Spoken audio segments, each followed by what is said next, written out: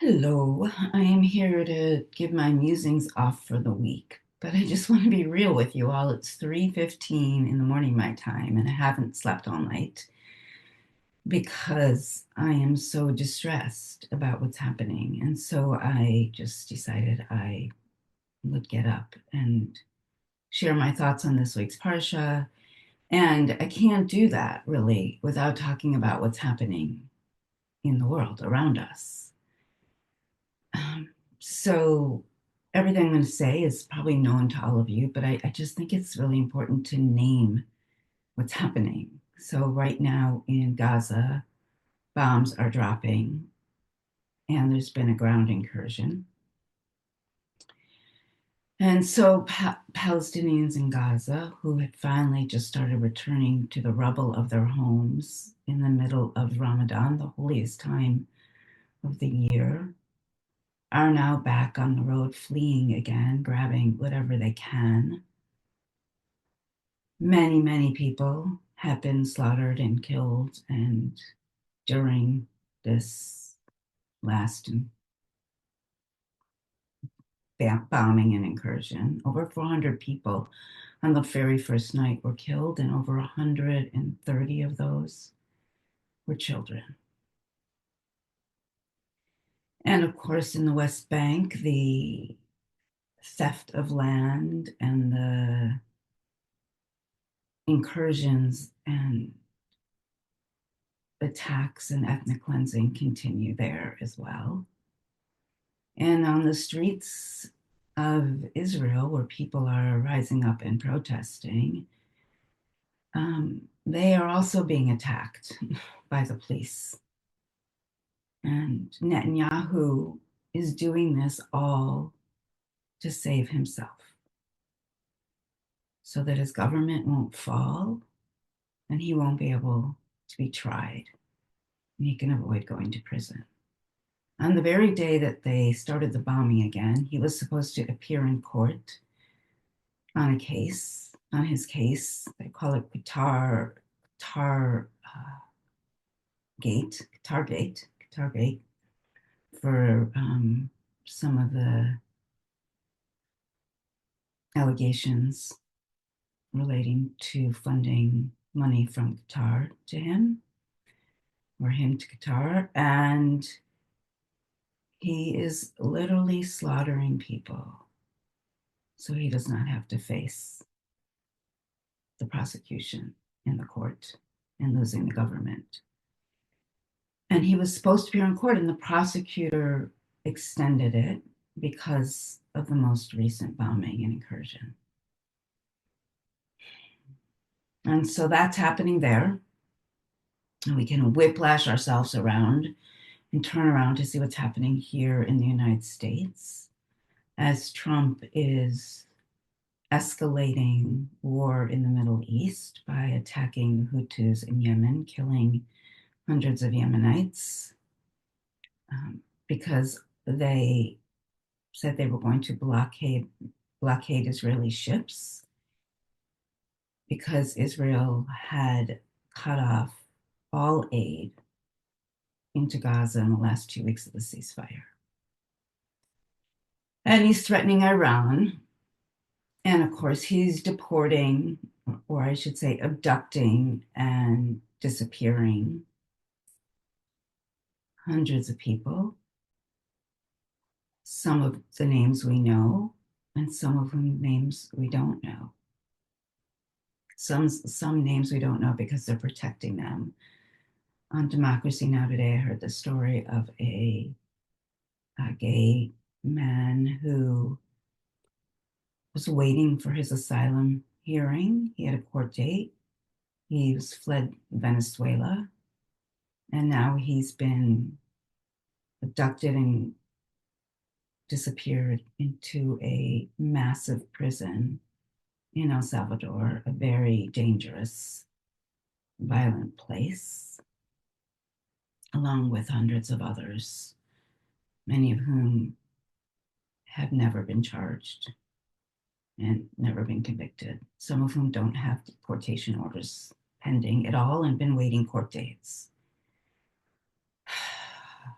He is attacking the judiciary, refusing to follow their orders. He is attacking universities, some of whom are completely rolling over. He is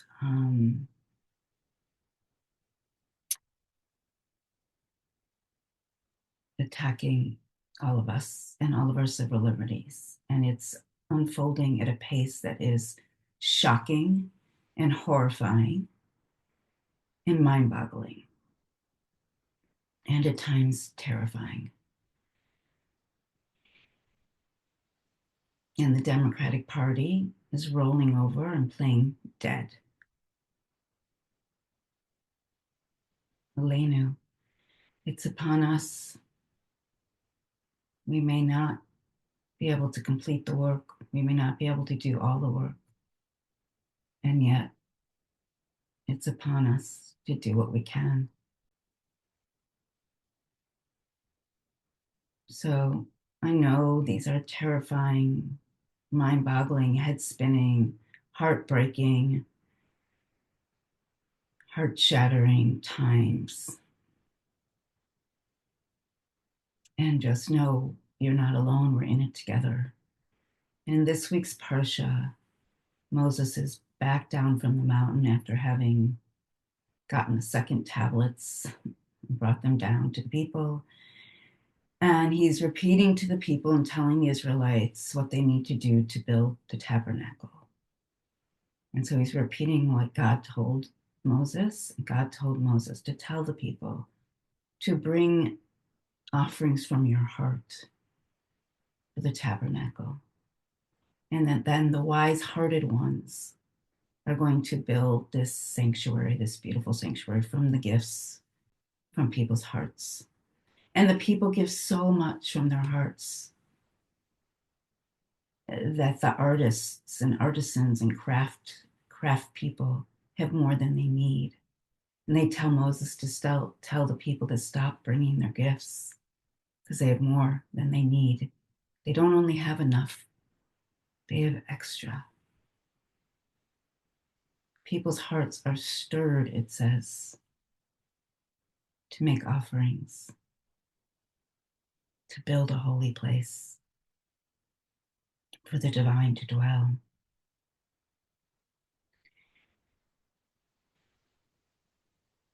And I'm trying to picture this beautiful place with turquoise and gold and silver and beautiful tapestries and crystals and the joyful contributions of the people joyfully bringing what they have to offer.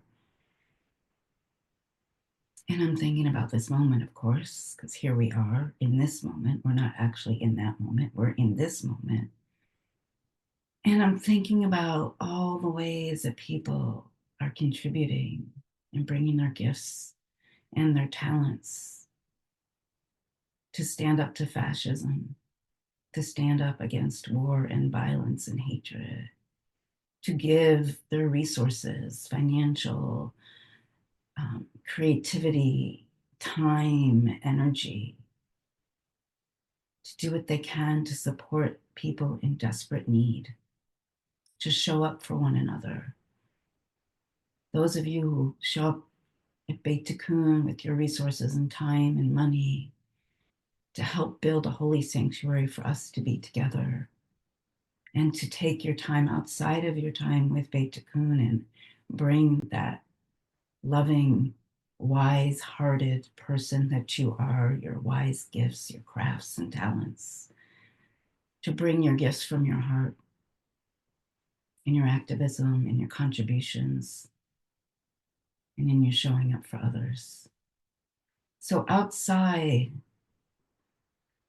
of the constricted place of Mitzrayim that we're living in, that we're seeing enacted by the so-called leaders of Israel and the United States, there are millions and millions and millions of people who are bringing their gifts from their heart, whose hearts are so stirred that perhaps they weren't giving before and now are showing up and giving now and engaging now.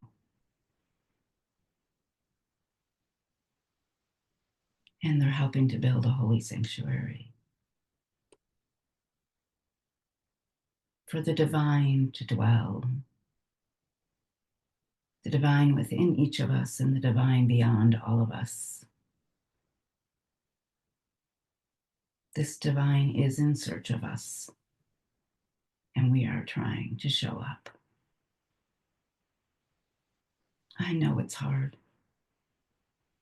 I know you just want to give up and roll over. And you're not going to, and you don't, because in fact, you want to stand up and bring your wise hearted self to the work that needs our attention, to the people that need our help, our contribution, our solidarity.